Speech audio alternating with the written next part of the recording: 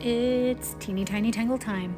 So let's take some stripes and put them, I don't know, in some kind of a pattern. And since this is teeny tiny tangle time, here is my teeny tiny tangle time book, a book dedicated to my teeny tiny tangles that I invented, which are my teeny tiny own. And let me know, those of you who have ever tangled tiny, and how you like it.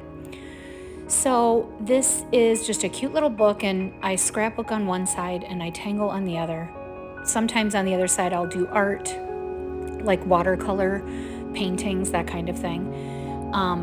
But I use this little tiny clip to keep the book open and just draw. So what I did was I started with a border, and before I even do that, I take a moment with the paper and the pen and have appreciation and gratitude, letting all the things from the day go away, things that are bothering me, let them all go.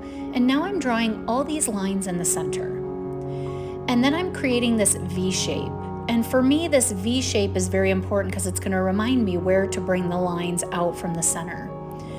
So every point gets a line, but not only the point, also the lower part of that V shape will also get a point, and that's what will give this the dramatic look. So you can see I'm going in between where I made that V shape.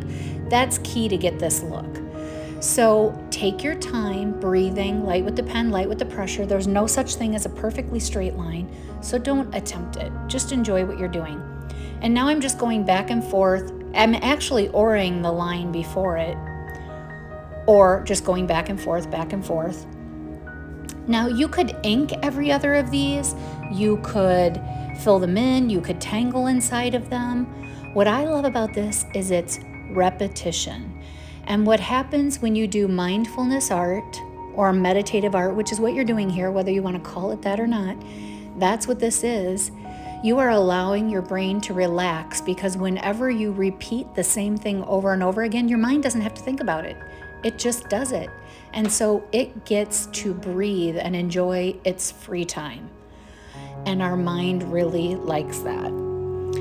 So this is what it turned out like. And then I took the pencil and I just put it on, I just picked some lines, whichever ones I wanted to give a little bit of dimension to, but I didn't overthink it. I didn't spend tons of time on this. I just wanted to take a little time out for me and create something, and this is what happened. This is what came of it, and I love it. So this just goes to show you that you can take teeny tiny time, teeny tiny paper, teeny tiny pencils and tangles. I don't know if you can hear the thunder out there, but you can take the teeny tiny things and make them something magical and amazing for your mind. So take time out for you, breathe, be light with the pen, light with the pressure. Now I could also, with this tangle, weight the sides where they come together. I could re-ink the lines. There's so many things I can do. But really, if you look at the dimension of this tangle, the farther away the tangle gets, you see more and more of it. And when the light isn't reflecting on the graphite, you see even more again. So don't forget to subscribe. This is when I like this to be kind of a thing where I take a moment to close the book, clip it, and set it down.